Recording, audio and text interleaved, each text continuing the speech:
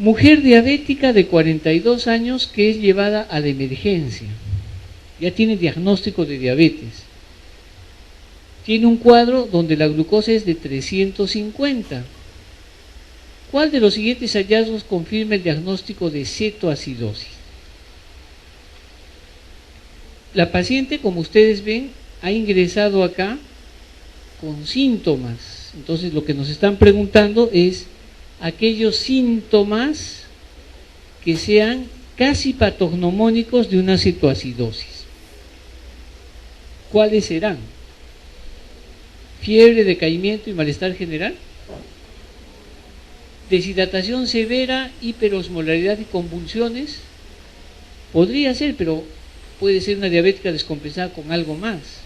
¿Cuáles son? El dolor abdominal, la respiración de Kutzmaul y la cetonuria, ¿no? Esto más la glucosa de 350 ya nos hacen el diagnóstico de cetoacidosis. Entonces, la cetoacidosis es una complicación aguda de la diabetes mellitus.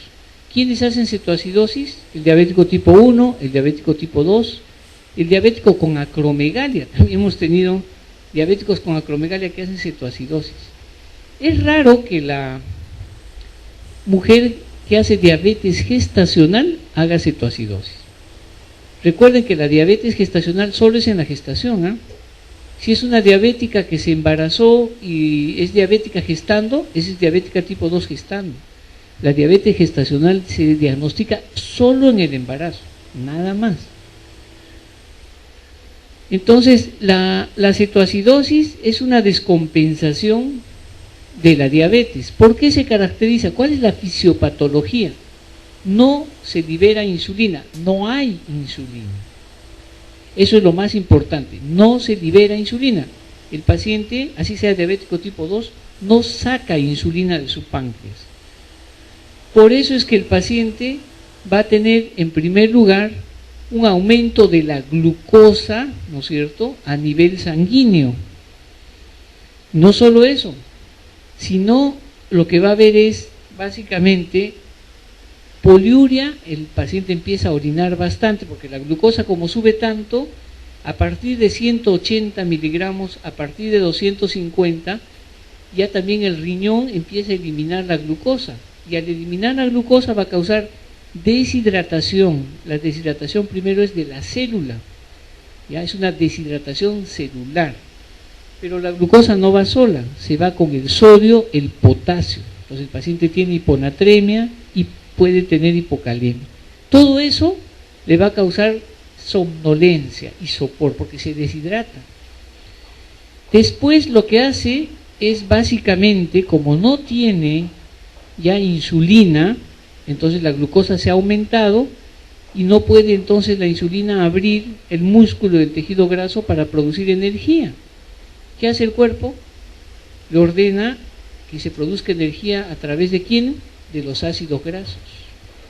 Entonces empiezan a moverse los ácidos grasos de la grasa, del tejido graso, se van al hígado y ahí se van a transformar en energía, cuyo producto final son los cuerpos cetónicos.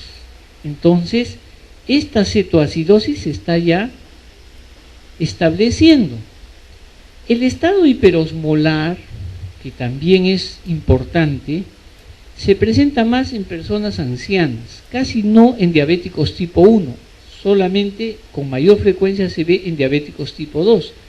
Recién en el año 97, la Asociación Americana de Diabetes la ha catalogado como parte de las denominadas crisis hiperglicémicas. Hay dos crisis hiperglicémicas, la cetoacidosis y el estado hiperosmolar. ¿Ya? Los dos se denominan crisis hiperglicémicas. Otra complicación importante es la hipoglicemia. Entonces, esta paciente que vino de 42 años, ¿qué pasa si tuviera 40 de glucosa? Si tiene 40, puede tener sudoración, enfriamiento y trastornos de conciencia. Y puede ser también hipoglicemia.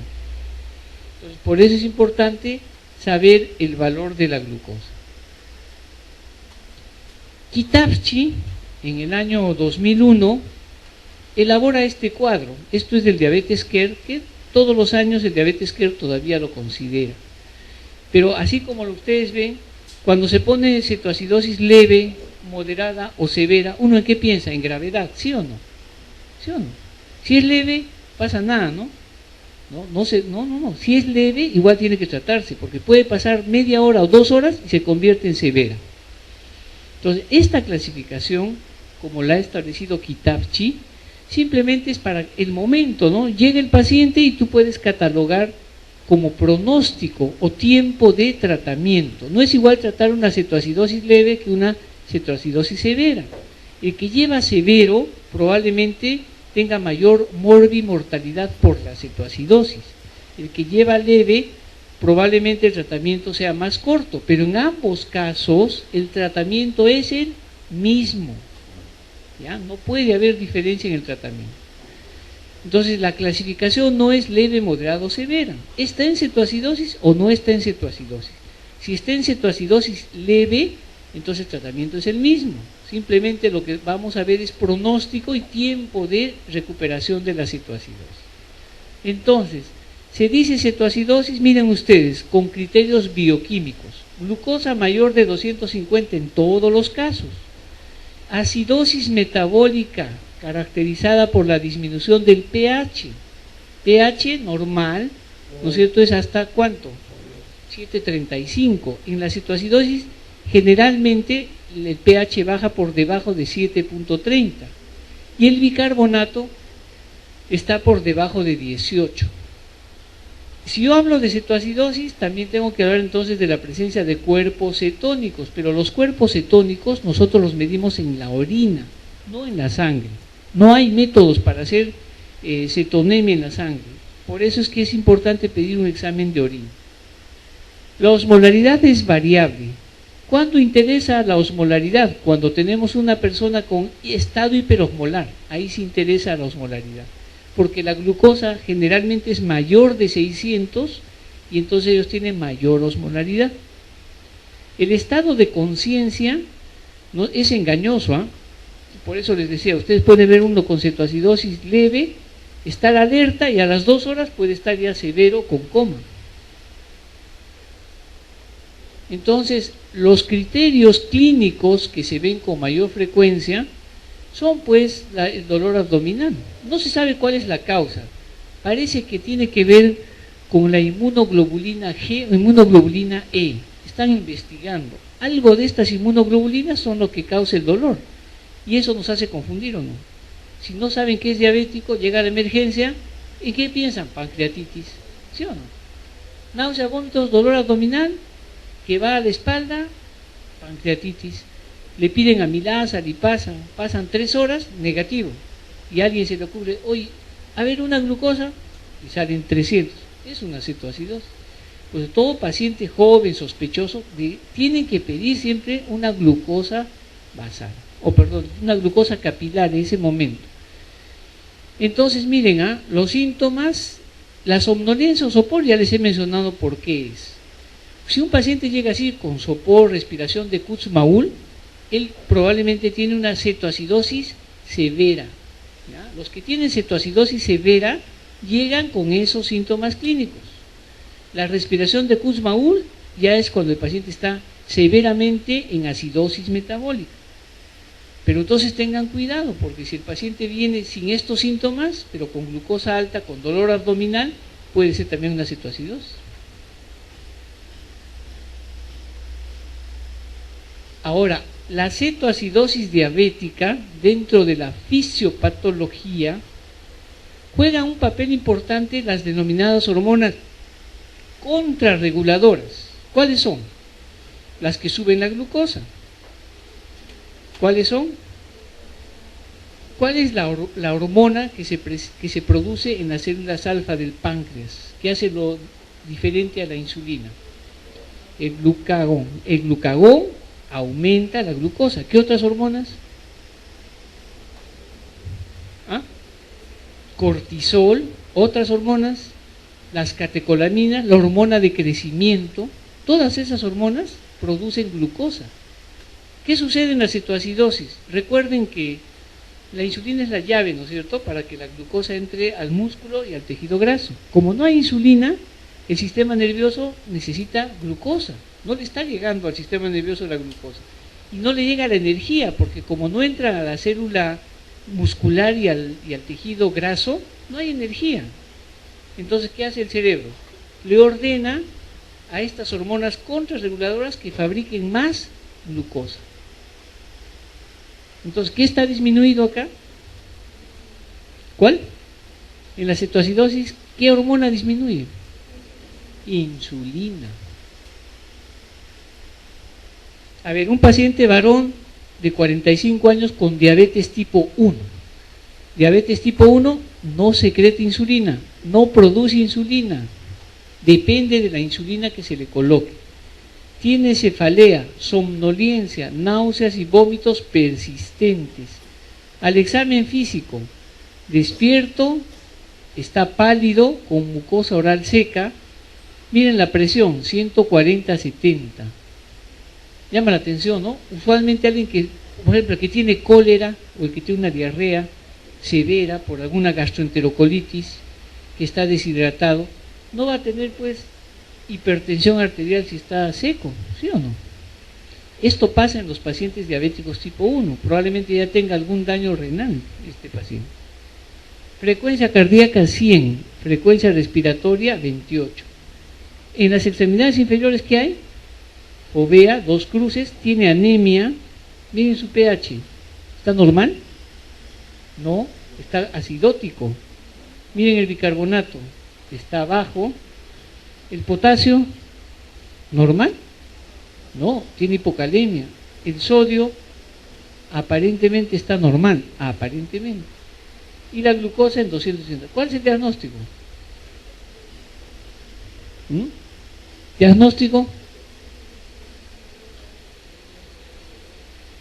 Cetoacidosis diabética, recuerden.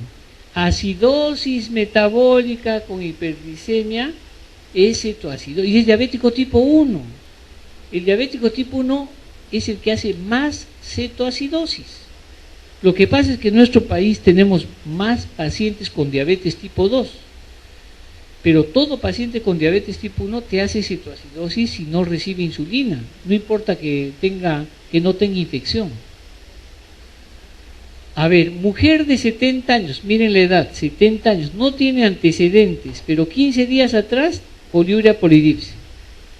6 días antes empieza a haber compromiso del sensorio, tiene náuseas, vómitos, y al examen físico presenta 80/60 de presión arterial con 100 de frecuencia cardíaca. Tiene fiebre, probablemente algún proceso infeccioso, está soporosa con la mucosa oral seca, y no tiene signos de focalización, probablemente entonces no hay un cuadro neurológico de fondo. Miren esa glucosa, 850. Miren ese sodio, 150. La urea está aumentada y el bicarbonato está en 20 miliequivalentes. ¿Está normal o no el bicarbonato? ¿Ah? ¿Está normal o no? Ligeramente disminuido, pero para 800... ¿Qué habíamos dicho? Si tiene poliuria y poliuria, ¿cuál probablemente sea el diagnóstico con esta glucosa? ¿Es diabética o no? Primero lo que tienen que saber, ¿es diabética o no? ¿Ah? Ni lo duden, hemos dicho, diabetes al azar, glucosa más de 200 ya es diabetes. ¿Sí o no? Ahora, ¿qué complicación tiene? ¿Es una diabetes insípida? ¿Es una cetoacidosis diabética? ¿Es un ACV isquémico? No hay focalización. ¿Es un shock séptico? Podría ser, ¿no? Tiene presión baja con temperatura alta. Podría ser. ¿O es un síndrome hiperosmolar no cetótico?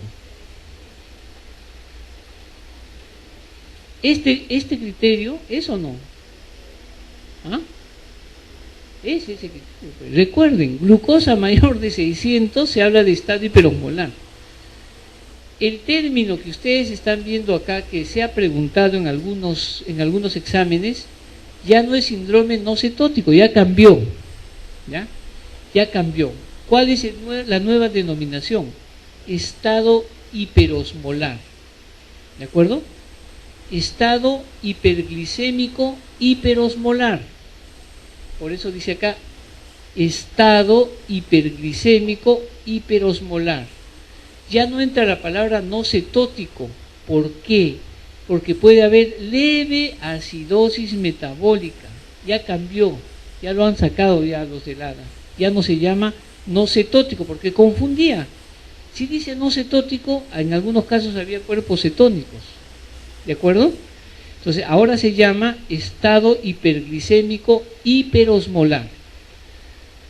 ¿Por qué se llama así? Porque tiene criterios diagnósticos. ¿Cuáles son los criterios diagnósticos? Están acá abajo, miren. Esta señora tenía más de ¿cuánto de glucosa? Más de 600. ¿Cuánto tenía? 800. ¿Cómo estaba el bicarbonato? Mayor de 15. Recuerden que en la cetoacidosis puede ser menor de 18. Y la osmolaridad mayor de 320, en el caso de esta persona. Y eso es fácil establecerlo. ¿Yo qué tendría que hacer para establecer la osmolaridad? No es que les van a preguntar, eso ya es de especialistas, ¿no? ¿Qué haría primero? Primero saco el sodio real. Este sodio que ven acá no es real. Este sodio probablemente esté más alto, 156. Mediante fórmulas, yo voy a multiplicar 2 veces ese sodio, 156 por 2. La glucosa la voy a dividir primeramente entre 18. Y ese valor le voy a sumar a 156 por 2. Sobrado va a salir más de 320 o no. No, va a salir como 380, 400. Esa es la osmolaridad. Pero ¿por qué ustedes tienen que marcar esta respuesta que se llama ahora estado hiperosmolar? Miren, por la glucosa mayor de 850, por la gran deshidratación de la paciente que le está llevando a hipotensión, no estoy descartando un proceso infeccioso por la fiebre. ¿Por qué hemos sospechado que esta persona que tiene diabetes tiene estado hiperosmolar? Lo que les mencioné, la edad. La mayoría de los estados hiperosmolares se ven en personas mayores de 65 años. Mujer o varón mayor de 65 años diabético que llega con glucosa mayor de 60 o de 600, probablemente tenga un estado hiperosmolar. El trastorno del sensorio se da por la deshidratación que hay. Es tan severa la deshidratación que le lleva a hipotensión y a taquicardia. Otro caso, miren, anciana de 70 años, nadie sabía que era diabética, la llevan a emergencia por estado mental alterado. Recuerden que el criterio diagnóstico de estado hiperosmolar es trastorno del sensorio, gran deshidratación, glucosa mayor de 600.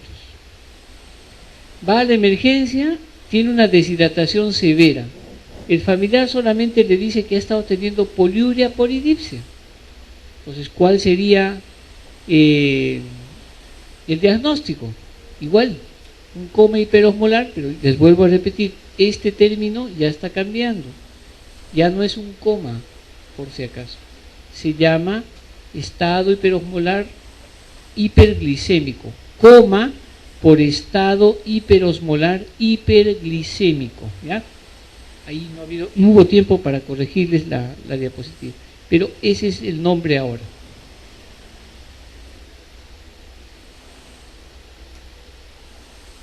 Mujer de 70 años, miren, ingresa a emergencia en coma, deshidratación severa, con presión baja, la urea aumentada, creatinina aumentada, miren la glucosa, 900. Su sodio, 157, el bicarbonato un poco bajo y el pH también, ¿ves? Si yo diría no cetótico, no es no cetótico, hay cuerpos cetónicos acá. Y en el examen de orina no hay, pero a veces puede haber una cruz de cuerpos cetónicos. Entonces igual, un estado hiperglicémico hiperosmolar. Entonces recuerden, ¿cuál es el truco? Primero, tiene o no síntomas si es diabético. En segundo lugar, la edad, si es mayor de 70, mayor de 80, mayor de 65, y la glucosa. Con eso ustedes ya están estableciendo el criterio diagnóstico. Un paciente adulto que es traído a la emergencia por los bomberos, que lo encuentran inconsciente en la calle. Al examen está pálido, sudoroso, no tiene, digamos, signos de ser agresivo, le toman la presión y está en 120/60, pero está taquicárdico. Lo que llama la atención es que la frecuencia respiratoria está un poco baja.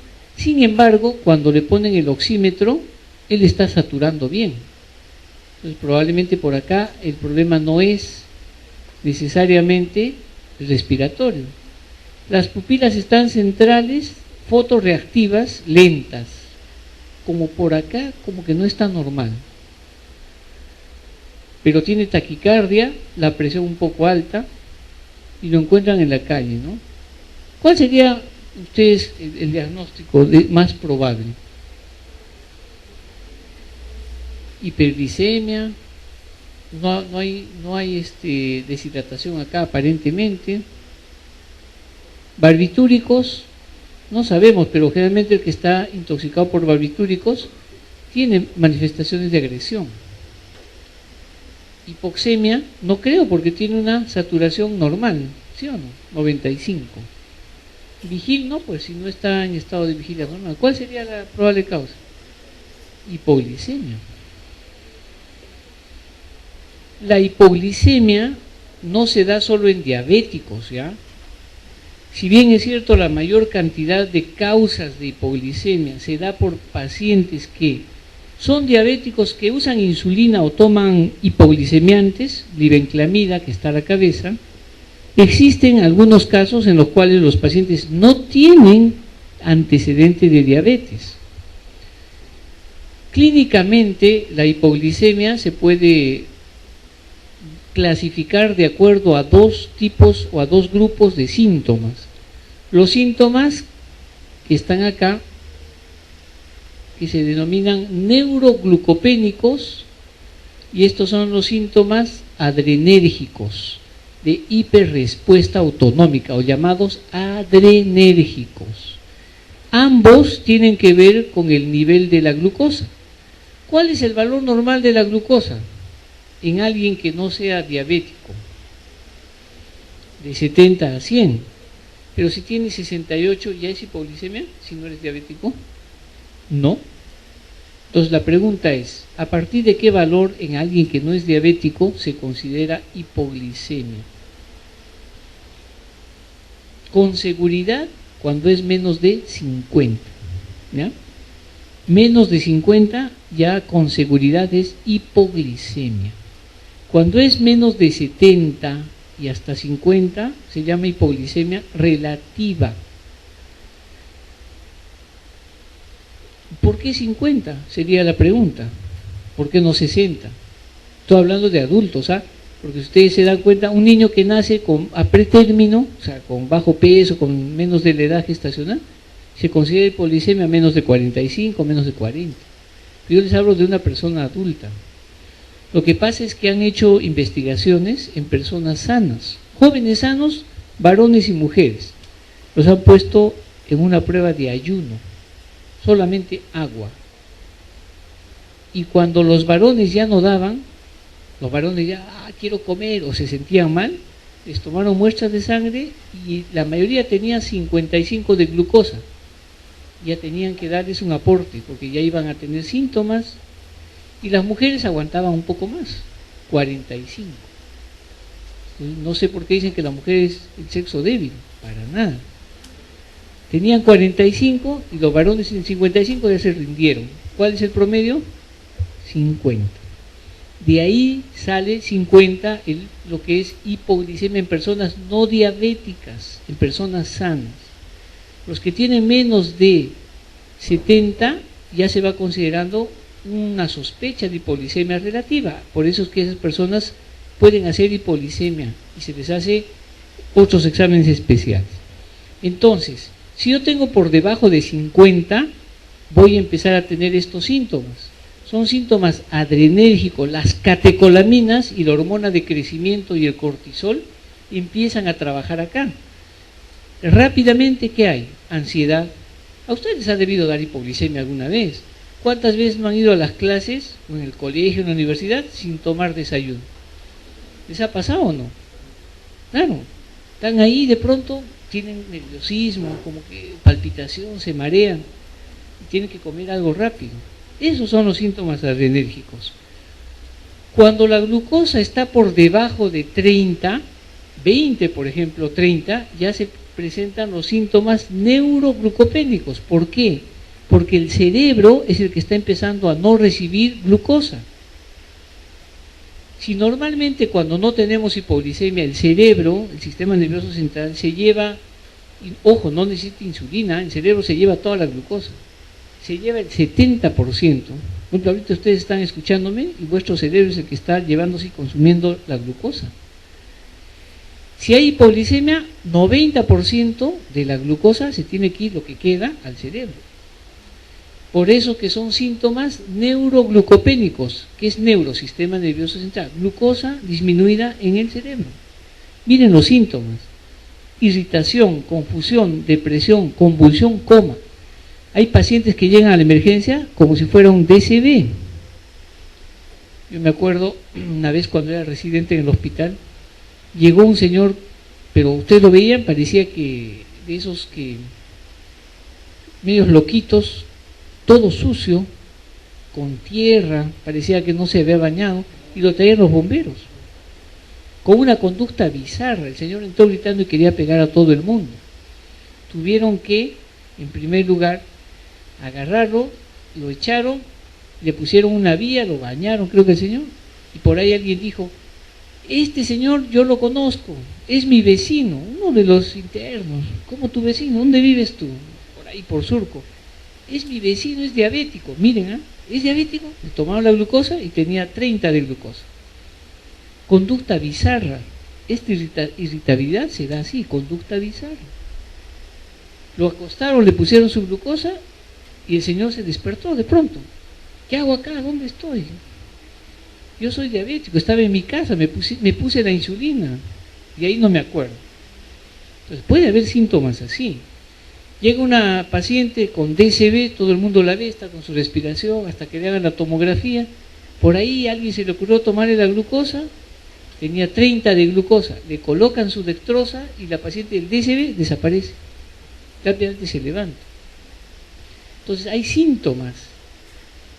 Cuando se dice coma, es cuando el paciente ya está en peligro de muerte. Menos de 10 de glucosa, ya hay daño neurológico. Así después al señor lo despierten, él se va a acordar de todo. ¿Qué hacía a los 5 años, a los 6 años? Pero pregúntenle qué estaba haciendo 2 días antes, no se va a acordar. Su nombre apenas. Entonces hay que tener cuidado con la hipoglicemia. A ver, miren, ¿cuál de los síntomas corresponde entonces a un episodio de hipoglicemia aguda? ¿Cuál será? Hipotensión. Recuerden que las catecolaminas hacen subir la presión arterial. Generalmente en hipoglicemia hay hipertensión. Bradicardia, no. ¿Qué hacen las catecolaminas? Adrenérgico, te producen taquicardia. Sudoración seguida de fiebre. Sudoración puede haber, pero fiebre. Rubicundez facial.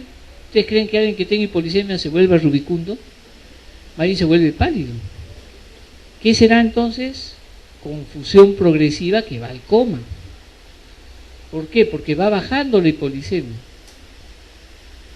¿Cuál de las siguientes es la causa más frecuente de hipoglicemia? De las que están acá, ojo, ya les he dicho que lo más frecuente es los que toman antidiabéticos y los que usan insulina. ¿Cuál creen? Nosotros vemos eso, en el hospital los sábados y los viernes. ¿Cuál? Sobre todo cuando hay fiestas chichas.